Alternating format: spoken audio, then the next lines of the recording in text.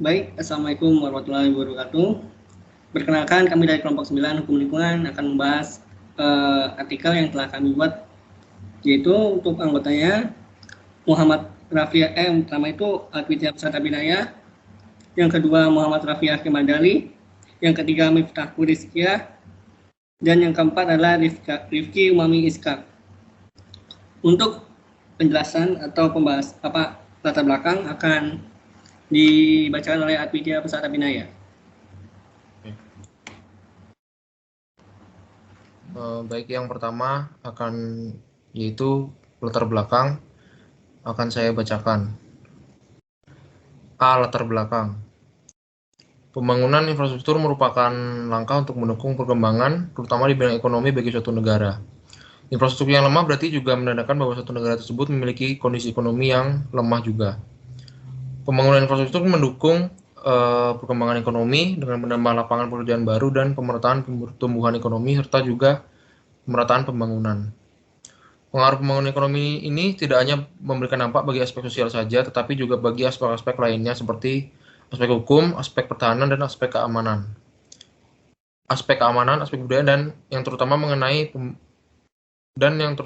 pembahasan ini adalah aspek lingkungan hidup, yang mana peran manusia sangatlah diutamakan dalam rangka memenuhi aspek-aspek tersebut. Yang mana ditegaskan dalam pasal 33 ayat 3 Undang-Undang Dasar 1945 yang menegaskan bahwa bumi dan seluruh kekayaan alam di dalamnya merupakan kepemilikan dan dikuasai oleh pemerintah dan seluruh kekayaan alam tersebut dimanfaatkan sebesar-besarnya untuk kemakmuran rakyat. Di sampingnya ada dampak positif yang dihasilkan dari adanya pembangunan infrastruktur, tidak juga menutup kemungkinan akan hadirnya masalah yang timbul dari hal tersebut. Salah satu masalah terbesar yang ditimbulkan adalah meningkatnya pembangunan sehingga menimbulkan adanya pencemaran dan perusakan lingkungan oleh limbah B3 atau bahan berbahaya beracun. Yang mana limbah B3 ini dihasilkan oleh pabrik-pabrik karena pada dasarnya pembangunan infrastruktur juga harus memperhatikan aspek pembangunan berkelanjutan atau sustainable development, yang mana akhir-akhir ini banyak pelaku industri atau perusahaan tidak memperhatikan aspek tersebut, sehingga mengarah kepada pembangunan yang bersifat destruktif atau merusak bagi lingkungan. Dan juga masalah terkait pencemaran lingkungan ini tidak hanya menjadi masalah Indonesia saja, tapi sudah menjadi masalah internasional di mana semakin meluasnya praktek-praktek liar yang mengakibatkan pencemaran dan perusakan lingkungan. Seharusnya fungsi dan kualitas serta sehatnya lingkungan hidup harus tetap terjaga secara berkelanjutan guna menjamin kesejahteraan dan mutu hidup untuk generasi sekarang maupun untuk generasi mendatang sesuai amanat Konstitusi Pasal 28H. Menyadari atas peningkatan pencemaran dan perusakan lingkungan hidup oleh pabrik-pabrik, maka limbah yang dihasilkan oleh pabrik tersebut seharusnya dikelola dengan baik, karena semakin meningkatnya pembangunan pabrik, maka otomatis juga akan mendatangkan dampak pencemaran lingkungan dari pabrik tersebut. Sehingga diperlukannya upaya pengendalian melalui proses penegakan hukum untuk menekan atau mengurangi risiko yang dihasilkan. Upaya pengendalian ini juga harus menjamin perlindungan hukum bagi setiap korban atau calon korban pencemaran lingkungan hidup, seperti adanya pengawasan oleh perangkat hukum yang bersifat preventif, sehingga bagi perusahaan atau pihak yang ingin mendirikan sebuah pabrik haruslah melewati suatu proses perizinan untuk melakukan usaha atau kegiatan, serta harus mencantumkan juga di dalam proses perizinan tersebut syarat dan kewajiban uang yang harus dipatuhi dan dilaksanakan oleh pihak atau penanggung jawab dari pabrik yang akan didirikan. Selain jaminan perlindungan hukum bagi korban atau calon korban, juga bisa ditinjau dengan jalur penerapan hukum pidana bagi pihak atau pelaku pencemaran lingkungan hidup. Pengaturan mengenai hal ini terdapat dalam Undang-Undang Nomor 32 Tahun 2009 terkait PPLH atau Perlindungan dan Pengelolaan Lingkungan Hidup, dan Undang-Undang Nomor 5 Tahun 84 tentang perindustrian, yang mana menegaskan bahwa setiap kegiatan yang dalam rangka pembangunan industri harus memperhatikan penggunaan sumber daya alam secara tidak boros agar tidak menyebabkan pencemaran dan pengerusakan lingkungan hidup. Dari peristiwa ini maka diambil salah satu pelaku industri yang mengabaikan pembangunan berkelanjutan atau sustainable development. Diambil dari salah satu pabrik, yaitu PT Marimas Indonesia di Semarang, Yang mana kasus ini berawal pada 11 Juli 2013, dikutip dari berita yang diterbitkan oleh okezone.com, di mana pabrik PT Marimas telah mencemari area sungai pelampiasan di Kampung Pelampiasan, Kelurahan Purwoyoso, Kecamatan Ngalian, Kota Semarang, Jawa Tengah, yang diakibatkan oleh pembuangan limbah sejak tahun 2011. Sehingga menyebabkan masyarakat sekitar yang terdampak melakukan penggerebekan ke pabrik PT Marimas tersebut karena telah diduga mencemari lingkungan. Pencemaran tersebut diakibatkan oleh jebolnya saluran pembuangan limbah yang kemudian menimbulkan bau yang sangat menyengat. Dan juga warga sekitar mengaku mengeluhkan adanya penyakit setelah menghirup bau dari limbah tersebut. Terlebih lagi masyarakat sekitar mengalami kesulitan mendapatkan air bersih karena sumber air dan areal air sumur di sekitar tempat tinggal mereka telah tercampur dengan limbah yang bocor tadi dan menganggap air sumur tersebut sudah tidak layak dipakai lagi. Sebenarnya sudah ada pertemuan antara warga sekitar Sungai Pelampiasan dengan pihak PT Marimas yang mana telah diklarifikasi juga oleh Direktur PT Marimas bahwa pihaknya akan memenuhi tuntutan warga sekitar Sungai Pelampiasan dengan adanya daur ulang limbah agar dapat dimanfaatkan untuk kebutuhan lain. Direktur PT Marimas juga menambahkan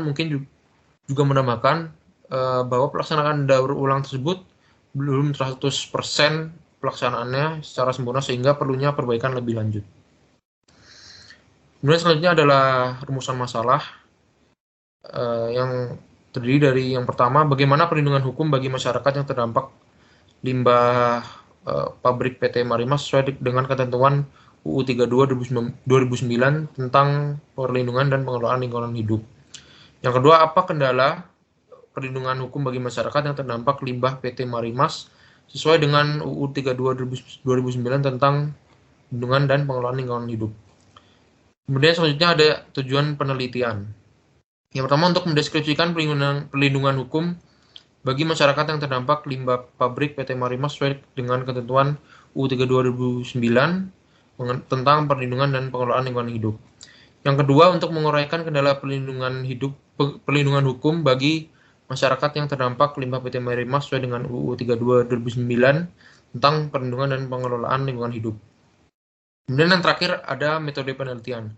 Metode penelitian artikel ini adalah metode penelitian hukum normatif dan studi kepustakaan atau disebut dengan library research, serta menggali sumber-sumber dari internet seperti jurnal dan website, yang mana bisa disimpulkan bahwa penelitian ini merupakan yang bersifat descriptive analysis, yang mana mengaitkan kaidah hukum atau undang-undangan yang ada yang berkaitan dengan judul penelitian ini.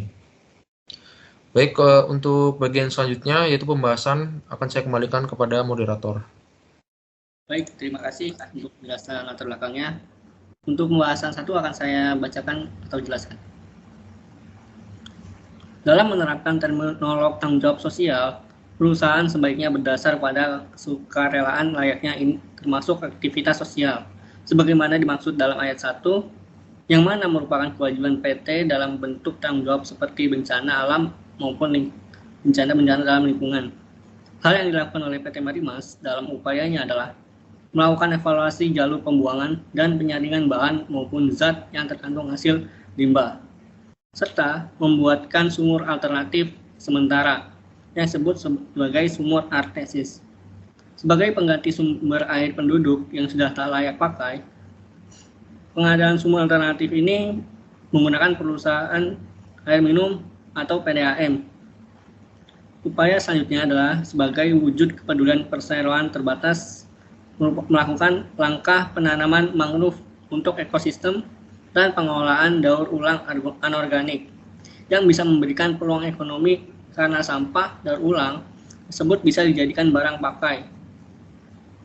Pada Undang-Undang Nomor 32 Tahun 2019 menegaskan upaya dalam apapun dalam rangka pembangunan industrialisasi haruslah tetap memprioritaskan dalam penggunaan sumber daya alam secara tidak boros guna mencegah kerusakan lingkungan. Akan tetapi PT Marimas dinilai setengah-setengah dalam menjalankannya karena masih banyak kekurangan seperti PDAM yang harus dibayarkan per bulan, perawatan saluran pembuangan limbah dan lainnya. Penegakan hukum yang sesuai adalah terdapat pada Pasal 28H poin 1 Undang-Undang Dasar 1945 yang berbunyi setiap orang berhak hidup sejahtera lahir dan batin, bertempat tinggal dan mendapat lingkungan hidup yang baik dan sehat, serta memperoleh pelayanan kesehatan. Di dalam pasal 74 Undang-Undang Nomor 40 Tahun 2007 tentang perseroan terbatas dimuat terkait tanggung jawab sosial perusahaan bersifat wajib dan memaksa.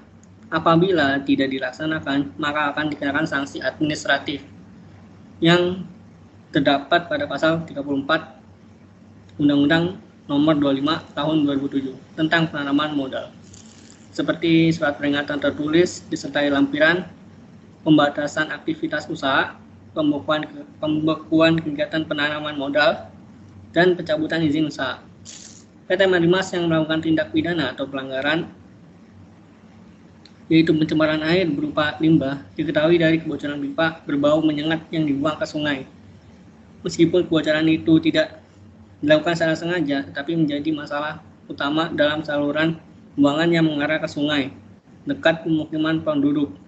Yang upaya serius dalam perawatan, pengecekan, dan pengawasan yang dilakukan jika seperti ini tetap disanksi-sanksi yang ada harus dijatuhi karena ini dinilai sebagai kejahatan korporasi. Gugatan yang diajukan oleh warga sudah direspon oleh pihak PT, akan tetapi menghadapi beberapa hambatan, seperti yang pertama adalah penegakan hukum karena delik yang rumit, karena posisi hukum lingkungan berada di titik silang yang artinya proses gugatan lebih panjang dan biaya yang dimana masyarakat tidak mampu. Yang kedua, bukti kerusakan lingkungan hidup menanggung dan sanksi tumpang tindih. Dan yang ketiga, kurangnya fungsi pengawasan seperti yang diketahui pemerintah memiliki opsi berupa pencabutan izin operasi suatu usaha apabila kedapatan pelanggaran, akan tetapi kurangnya personel aparat hukum atau dinas lingkungan maupun perpu yang memadai menjadi faktor hambatan. Keempat adalah ganti rugi akibat pencemaran lingkungan, khususnya sumber air.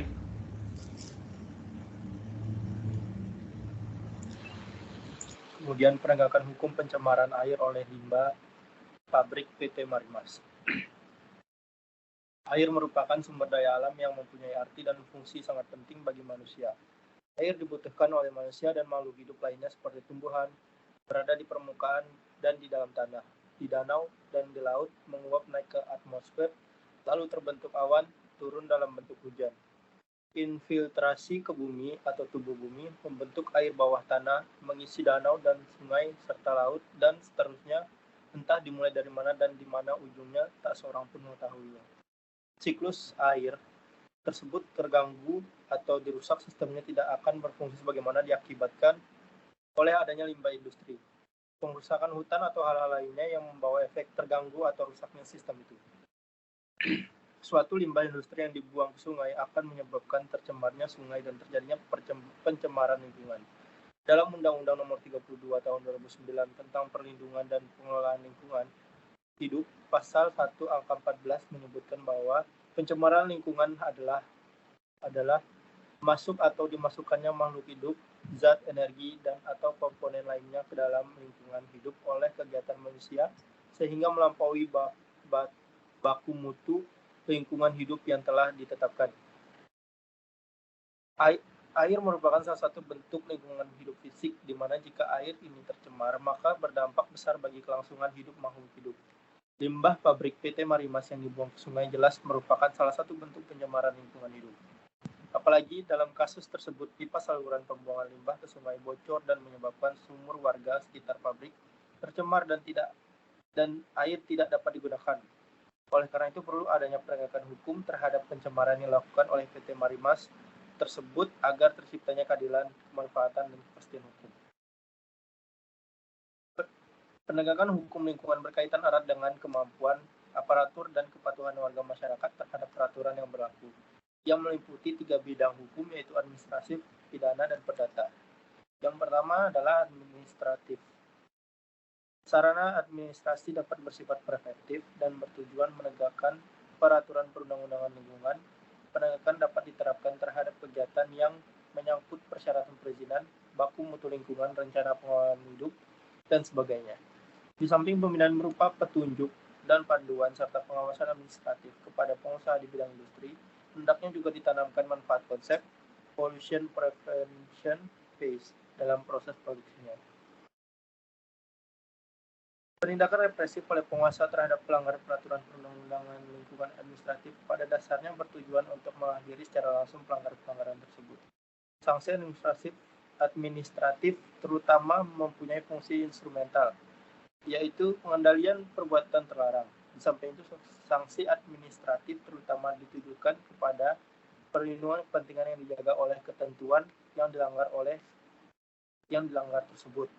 Beberapa jenis sarana penegakan hukum administrasi adalah 1. Paksaan pemerintah atau tindakan paksa, 2. Uang paksa, 3. Penutupan tempat usaha, 4. Penghentian kegiatan mesin perusahaan. Dan yang kelima, pencabutan izin melalui proses teguran, paksaan pemerintah, penutupan, dan uang paksa. Yang kedua, kepidanaan. Tata cara penindakan tunduk pada Undang-Undang Nomor 8 Tahun 1981 tentang Hukum Acara Pidana. Peranan penyidik sangat penting karena berfungsi mengumpulkan bahan atau alat bukti yang seringkali bersifat ilmiah. Dalam kasus perusakan dan pencemaran lingkungan terdapat kesulitan bagi aparat penyidik untuk menyediakan alat bukti yang sah sesuai ketentuan pasal 183 dan pasal 184 KUHP. Selain itu, pembuktian unsur hubungan kausal merupakan kendala tersendiri mengingat terjadinya pencemaran seringkali secara kumulatif, sehingga untuk membuktikan sumber pencemaran yang bersifat kimiawi sangat sulit. Penindakan atau pengenaan sanksi pidana adalah merupakan upaya terakhir setelah sanksi administratif dan perdata diterapkan. Kemudian yang ketiga, keperdataan. Mengenai hal ini perlu dibedakan antara penerapan hukum perdata oleh instansi yang berwenang melaksanakan kebijakan lingkungan dan penerapan hukum perdata untuk memaksakan kepatuhan terhadap peraturan perundang-undangan lingkungan. Misalnya, penguasa dapat menetapkan persyaratan perlindungan lingkungan terhadap penjualan atau pemberian hak membuka tanah atas sebidang tanah.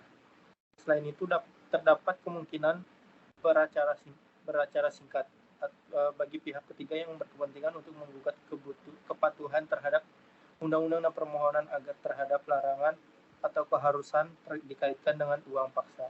Penegakan hukum perdata ini dapat berupa gugatan, ganti kerugian dan biaya pemulihan lingkungan. Menurut kami, penegakan hukum yang paling tepat diterapkan terhadap pencemaran limbah PT Marimas tersebut adalah dengan hukum keperdataan, mengingat sudah terjadinya pencemaran lingkungan hidup yang parah di lingkungan masyarakat. Pemerintah bisa mengenakan ganti rugi terhadap PT Marimas dan meminta biaya untuk digunakan sebagai pemulihan lingkungan. Perlindungan dan pengelolaan lingkungan hidup. Menurut Undang-Undang Nomor 32 Tahun 2009 Pasal 1 Ayat 2 adalah upaya sistematis dan terpadu yang dilakukan untuk melestarikan fungsi lingkungan hidup dan mencegah terjadinya pencemaran atau kerusakan lingkungan hidup yang meliputi perencanaan, pemanfaatan, pengendalian, pemeliharaan, pengawasan, dan penegakan hukum. Undang-undang disahkan di Jakarta 3 Oktober 2009 oleh Presiden dan Menteri Hukum dan HAM Republik Indonesia Andi Matalata. Dalam undang-undang ini tercantum jelas bab 10 bagian 3 pasal 69 mengenai larangan dalam perlindungan dan pengelolaan lingkungan hidup yang meliputi larangan melakukan pencemaran, memasukkan benda berbahaya dan beracun atau B3, memasukkan limbah ke media lingkungan hidup, melakukan pembukaan lahan dengan cara membakar, dan lain sebagainya. Larangan tersebut diikuti dengan sanksi yang tegas dan jelas tercantum pada bab 15 tentang ketentuan pidana pasal 97 sampai 123. Salah satunya adalah pasal 103 yang berbunyi setiap orang menghasilkan limbah B3 dan tidak melakukan pengelolaan sebagai dimaksud pasal 59 dipidana dengan penjara paling singkat 1 tahun dan paling lama 3 tahun dan denda paling sedikit 1 miliar dan paling banyak 3 miliar. Baik, untuk penjelasan sudah dijelaskan. Kalau untuk selanjutnya adalah kesimpulan yang akan dijelaskan oleh Mas Rizkia. Baik, terima kasih moderator. Kesimpulan, pembangunan yang mengarah kepada deskriptif akibat dari limbah B3 mengganggu kenyamanan masyarakat. Karena lingkungan mereka tercemar, diperlukannya upaya pengendalian melalui proses penegakan hukum untuk menekan atau mengurangi resiko yang dihasilkan limbah pabrik tersebut dengan cara menjamin perlindungan hukum bagi setiap korban atau calon korban pencemaran lingkungan hidup, seperti adanya pengawasan oleh para perangkat hukum seperti yang tergandung dalam Perlindungan dan Pengelola Lingkungan Hidup (PPLH). Menurut Undang-Undang Nomor 32 Tahun 2009 Pasal 1 Ayat 2 adalah upaya sistematis dan terpadu yang dilakukan untuk melestarikan fungsi lingkungan hidup dan mencegah terjadinya pencemaran atau kerusakan lingkungan hidup yang meliputi perencanaan, pemanfaatan, pengendalian, pemeliharaan, pengawasan, dan penegakan hukum. Undang-undang disahkan di Jakarta 3 Oktober 2009 oleh Presiden dan Menteri Hukum dan Hak Asasi Manusia Republik Indonesia. Salah satu penerapan penegak hukum bersifat preemptif melalui administratif, sehingga bagi perusahaan atau pihak yang ingin mendirikan sebuah pabrik haruslah melewati suatu proses perizinan untuk melakukan usaha. Mendirikan sebuah pabrik haruslah melewati suatu proses perizinan untuk melakukan usaha atau bisa juga melakukan tanggung jawab sosial layaknya. Ini termasuk aktivitas sosial sebagaimana dimaksud dalam ayat 1 merupakan kewajiban PT dalam bentuk tanggung jawab seperti bencana alam dan lingkungan. Pada PT Marimas melakukan evaluasi jalur pembuangan dan penyaringan bahan maupun zat yang terkandung hasil limbah, membuatkan sumur alternatif sumur artesis sebagai pengganti sumber air penduduk yang sudah tidak layak pakai. Akan tetapi pengadaan sumur alternatif ini menggunakan PDAM, penanaman mangrove, serta peluang usaha sampah daur ulang. Namun jika perusahaan terkait tidak berhasil dalam upayanya akan dikenai sanksi seperti pencabutan izin dan tekanan serta pengawasan langsung dari pemerintah. Di sisi selain membahas jaminan, perlindungan, pengawasan, dan tanggung jawab, mereka juga menghadapi beberapa hambatan seperti halnya yang pertama, penegakan hukum karena delik yang rumit dikarenakan posisi hukum di lingkungan berada titik silang, yang artinya proses gugatan lebih panjang dan biaya yang di mana masyarakat tidak mampu menanggungnya dan saksi tumpah tindih.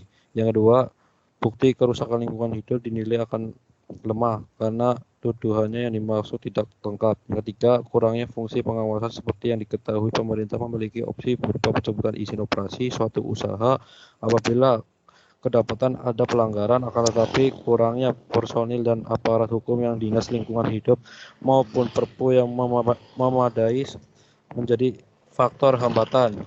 Yang keempat, ganti rugi akibat pencemaran lingkungan, khususnya sumber air. Selain itu, pembuktian unsur hubungan kausal merupakan kendala tersendiri, mengingat terjadinya pencemaran seringkali secara kumulatif, sehingga untuk membuktikan sumber pencemaran yang bersifat kimiawi sangat sulit. Memindahkan atau pengenalan saksi pidana atau adalah merupakan upaya terakhir setelah sanksi administratif dan perdata diterapkan.